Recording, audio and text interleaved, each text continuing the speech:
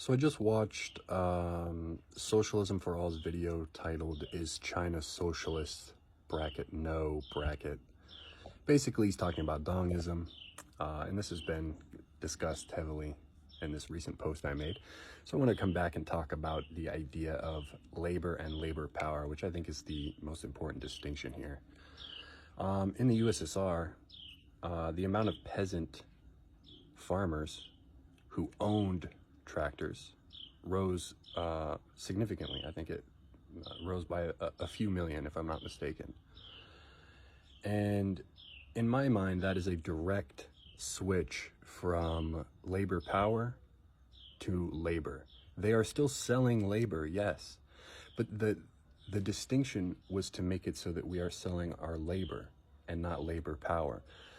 And my point was, when you don't own the tractor, you understand how impossible it is to make a living. And I really think these people just haven't worked.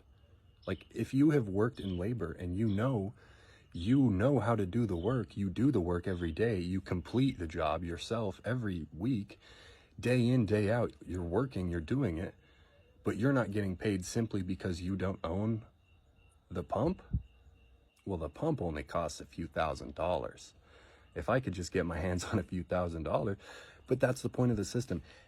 I am unable to get my hands on a few $1,000s because, God forbid, my fucking AC goes out in my truck, or I get a flat tire, or the radiator goes out. I mean, these kinds of things completely wipe out the working class because we are not paid fairly, right? We do not own the very thing that we use as our means to make a living. And as a farmer, when you now own a tractor instead of rent or lease, this is your entire livelihood. I mean, this is the important distinction here. And so I'm not getting into Dongism in this one, guys. Is it? I don't know. I also want to add, how do you put tractors into the hands of the peasants without a market system or a capitalist market system like this? I mean, in my mind, it would then be some sort of co-op in which you sign paperwork, saying you have the land, you're ready for a tractor, you need the equipment, and it's then divvied out that way. But, do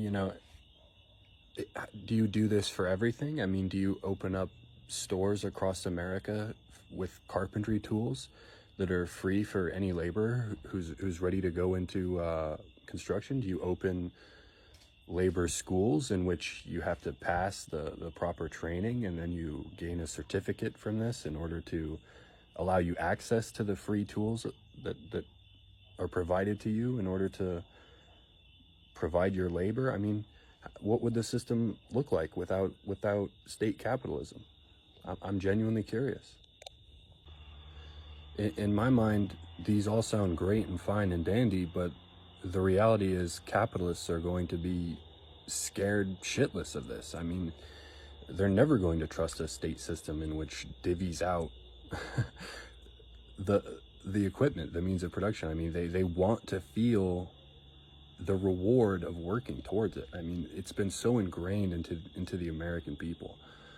And we have to take America into account. We are an especially unique place for this kind of language because of this entire idea of everybody is a small business.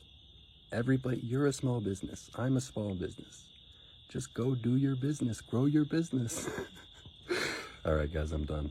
Good night.